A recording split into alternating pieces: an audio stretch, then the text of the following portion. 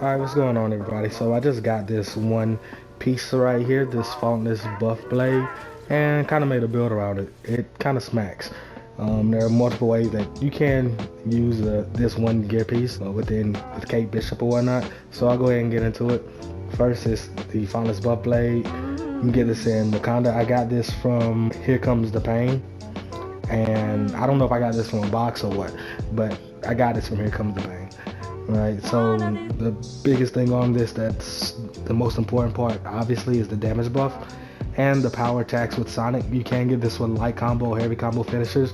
Don't bother using them if it does come with the light or heavy combo finishers, because it's too hard to proc the status effect. I mean, you can, but proccing the status effect with Sonic or with power attacks is a lot easier.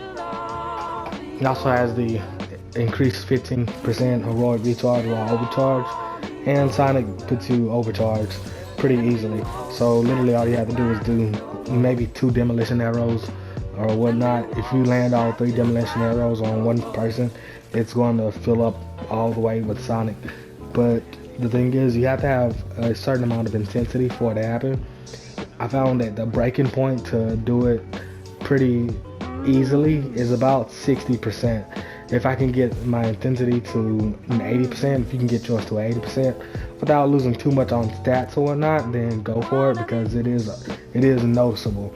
So you want to be able to put on this Sonic as quick as possible in order to get the benefits from it. Now the second piece, you can do whatever you want with this second piece. Right now I'm going back and forth. I'm running this one right here now because it gives you the defensive buff and the scatter shot to deal cosmic damage, and it also has the increased stun damage from power attacks. So now this extra 15% stun damage from power attacks is not going to show up in the intensity meter. So even though my intensity is a 69%, whenever I use a power attack, it's actually higher. So that's another way that you can get the stun meter to go up a little bit quicker, and that's one of the reasons why I'm using this, and it comes with a defensive buff on it. But I do have a few other pieces that you can use. Remember, you don't really have to have a damage buff here because you have a damage buff on the melee slot, so you don't really need the damage buff. You can put whatever you want on here. So if you want to go for the Vibranium payloads, go for it, but remember to drop your stats a little bit, so you have to make up for it. You can go with whatever. I would definitely recommend Sonic. I mean, not Sonic, but Cosmic. Plasma works pretty well as well. But you want to have something in that first perk that's very, very important to you. So this extra defense is pretty important to me. And not only that, but a willpower regeneration. And for this one right here, which I run sometimes, what's important to me is the heroic recharge rate. Now I get the extra heroic recharge whenever I do a critical attack, but you see, if I put this piece on, my intensity goes down, which if I take it off, my intensity goes up. So that's one of the reasons why I'm not running this one right here, even though it would help with my heroic recharge rate. And most of the times when I'm defeating an enemy, it'll be with a critical attack, so it'll give me a defensive boost as well. But again, it's all about what's important to you. That's kind of how you have to break every single thing down within the game. But make sure that it's a positive status effect first and foremost. I would say try to stay away from a damage buff one, but you can definitely use a damage buff one. Just look at the perks and the stats on it, because again, you are building around this piece right here. And for the third piece, I have this one right here. Anytime I take damage, I'll get an intrinsic, well, not anytime, but 23% of the time, depending on your perk chance. And depending on your crit chance, this number of the on the reactive empowerment could change. But 23% of the time, if I take damage, I'm supposed to get an intrinsic burst. If you use this piece right here, and you use this piece right here, when you're in the OLT, you will stay overcharged 90% of the time if your proficiency is high enough. Because with this piece right here, if you take damage, you get an intrinsic burst, right? You're always taking damage in the OLT and the tachyon rifts. And for this piece right here, whenever you have your decoy deployed, then you get 30% bonus quantum reactor speed. Quantum reactor speed is, whenever you shoot your arrows or hit an enemy or whatnot, and that bar fills up. So that bar fills up 30% faster whenever you have your decoy deployed. So it's going to be filling up 30% this intrinsic meter will fill up 30% faster whenever you take damage. Not only that, but it comes with a proximity armor whenever you're close to other teammates, which is a defensive buff as well. So that's literally why I'm using this, and it comes with pretty great stats on this as well.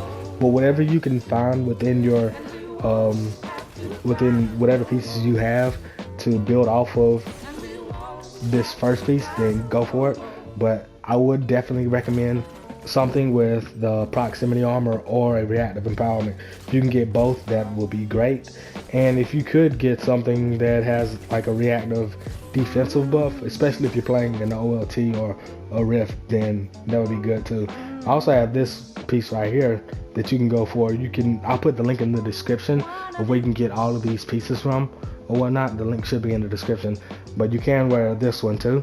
I think I got this from a villain sector or whatnot. But what's so good about this piece is that it gives you a defensive buff whenever you take damage, 28% chance, and you get Quantum Shroud for a brief moment anytime that you teleport or dash.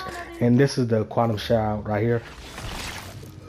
And usually you'll turn blue, but it shows on the screen. For some reason I'm not turning blue right now. But you get a little bit of defense anytime you do that. And with this piece right here, if you combine them, it will give you 30% damage absorb whenever you're using Quantum Shroud. So anytime that you're in the OLT or whatnot, or in a Rift or whatever, when you're taking consistent damage from the cosmic effect, you're literally going to be dashing most of the time. So you get an extra 30% resilience, which mine is a 70 or 42% right now.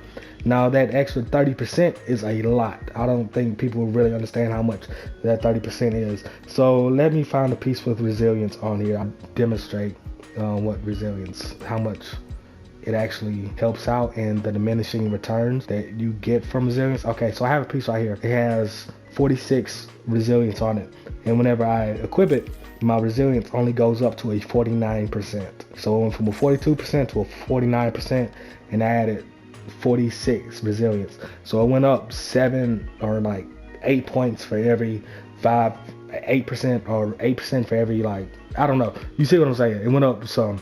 Not that much, but it went up 7% from one piece. Now, if I put a triple resilience roll on, it will only go up maybe about 15%, maybe, even though one piece got it to go up 7%. That's because it's diminishing returns on the game, and it doesn't do a great job of explaining it or whatnot.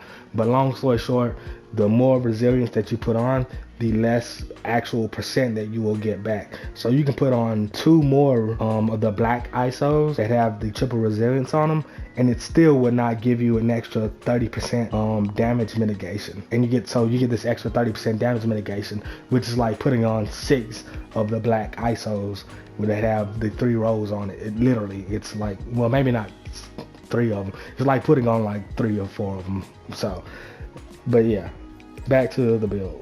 What piece did I have on? I didn't have that piece on. I had this piece on. Alright, so I didn't explain half of this.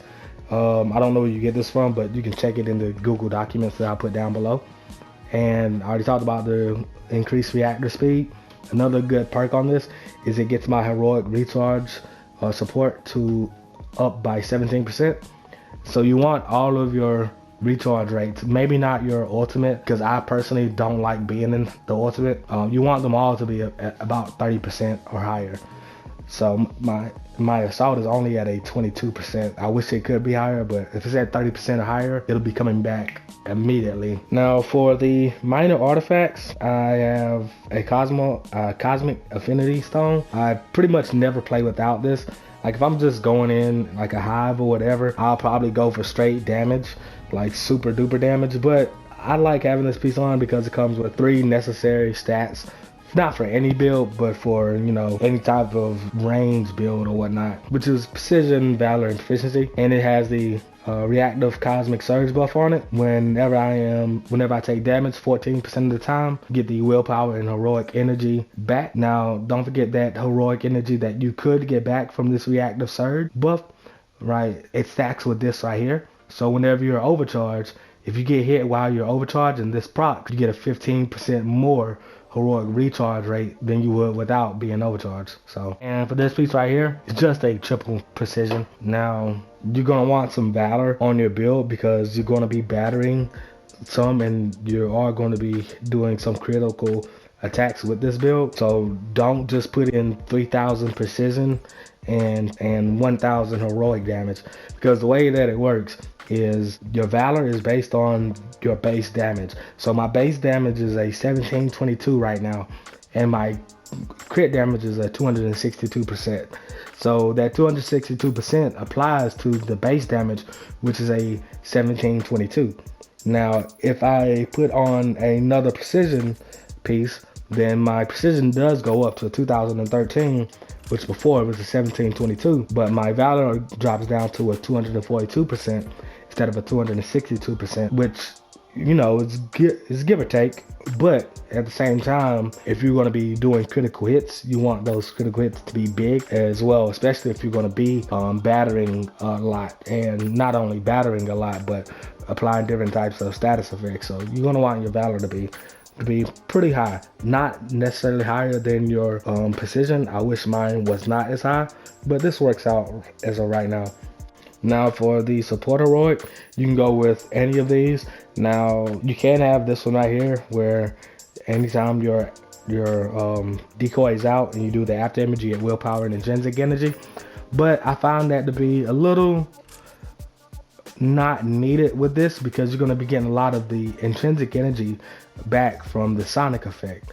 So I prefer to run this one right here, where you get the extra 30%, 35% defense, and it helps your teammates out too. And you're going to want this one highlighted pretty much at all times. Now you can't go for this one right here, where whenever you self-destruct your decoy, you get some support heroic energy back. But with the support heroic energy being so high, I don't really necessarily need that. So it's all based on what you have. So if your support heroic recharge rate was at a 10%, this may come in handy. But it's at a 31%. You can do 2 takedowns and it'll be fully back. So I'll go with this one right here. So as long as my decoy is doing damage, then it'll drop a regen pack for me and my teammates too. So they get a defensive buff and they get regeneration pack. And that is pretty much throughout the entire mission, depending on how quickly you can bring up your support heroic recharge rate. Now for this one right here, yeah, you can do whatever. Like you already know the deal. Singularity all the way. Whenever I'm trying to look fancy, I'll run this one or this one right here. Ultimate heroic, same thing. Now one thing that is important for the ultimate heroic is this one right here. You're going to want this one highlighted. Well, honestly, you can highlight any of them, but I like having this one highlighted because my assault heroic energy builds up 50% higher whenever quantum overdrive is active. So I do go into my ultimate a good little bit of times. Well, not a good bit, but a little bit of the times. And that's whenever you can just pretty much unleash on your assault heroic, because it's going to be building back up 50% faster while you're in your ultimate. And whenever you do that assault heroic, more than likely you're going to be able to do a takedown. And from doing that takedown, you're going to get the yellow things that you pick up or whatnot. And that's going to allow you to obviously get your heroics back quicker. Forgot the little yellow thing name. Heroic orb. That's pretty much how I play. It's like a little sequence to it whenever I activate my ultimate. It's ultimate, arrow, and then take down another arrow. And then by then, you'll have another arrow back from doing 2 takedowns.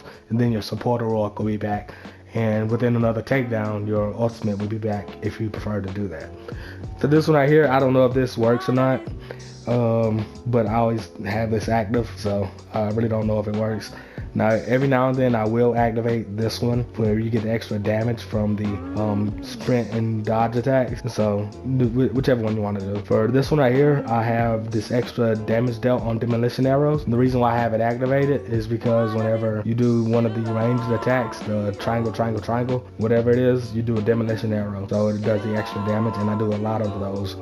I can't find it, but it's somewhere on the skill tree right here. So whenever, that's the demolition arrow. So I prefer to have this extra 10% damage from the demolition arrow rather than having it on the combo finishers or the melee attack stun damage.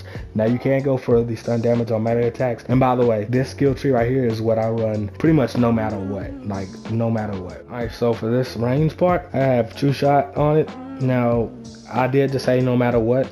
If I play with explosive arrows, which explosive arrows are actually very, very OP. If you can get an explosive arrow with Sonic on it, matter of fact, we're about to do this right now. We're about to do it. Hold on. This is how quickly it fills up.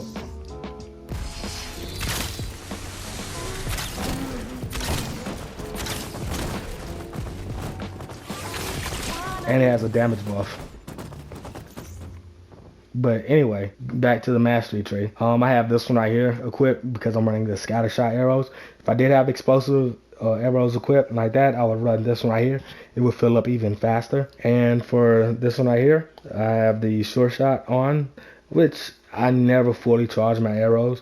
So I'm not gonna lie, I'll probably end up taking it and putting this one on because I do explosive arrows a good bit of the time, but I never fully charge my scatter shot. Now, if you like to stay back and fully charge your scatter shot and for most of the time, then go for this one. And for this one right here, 2 extra arrows. Only time I use this is whenever I'm using the demolition arrows. Intrinsic ability, I always like having the 15% more, especially right now since I'm going to be getting the intrinsic back just from having the sonic effect applied a lot of the times. Now I have tested it out a lot with just base gear and with gear like this one right here, or not that one, but this one right here with the extra 15% quantum energy. And from what I've been able to see, this one, having it equipped like this right here, is a lot better for if you want to dash a lot, because I dash a lot. So it's not for everybody, but I like to dash, I like to move, I like to look pretty when I play. So this one works out a little bit better than this one, even though it doesn't seem like it. But that's from what I've been able to gather, right? This one right here, I have this one equipped because you want your intrinsic meter to come back as fast as possible. Now, you can have this one equipped where you get 15% more, but this is a noticeable difference. So not only do you get an extra 30% intrinsic recovery speed from that, you get an extra 30% intrinsic recovery, or not intrinsic, yeah, quantum reactor intrinsic, same thing, recovery speed from this as well. So that's an extra 60%. So within 2 or 3 scatter shots, your intrinsic meter will be full. And this one right here, I have the extra 15% on it too. And for the last part, the intrinsic overcharge, I have this one. If you're fighting a boss, don't put this on, change it to one of these. Like, just change it to anything else other than this one right here. And I have this one right here on because obviously, you know, you do a lot of arrow shots.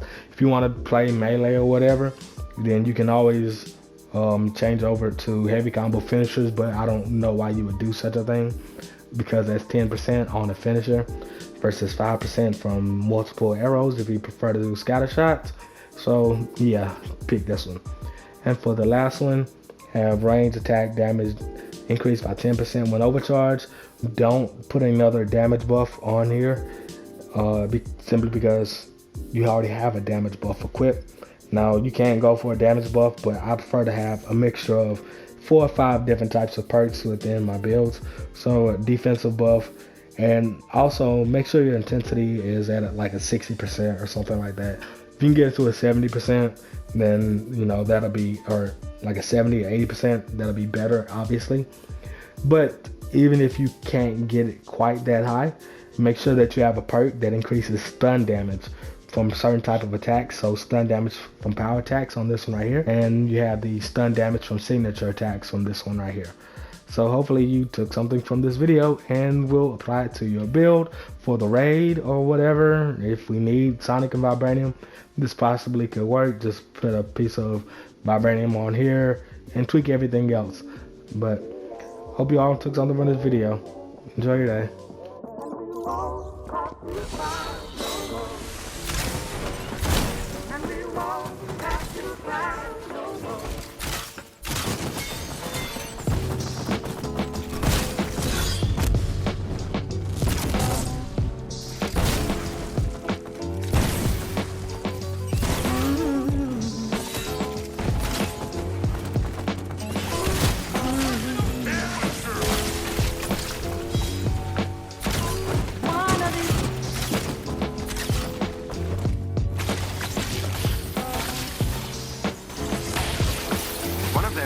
Is down.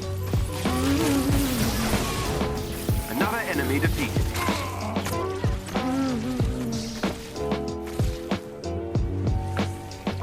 One of these, it'll all be over. It'll all be over. And we won't have to cry no more.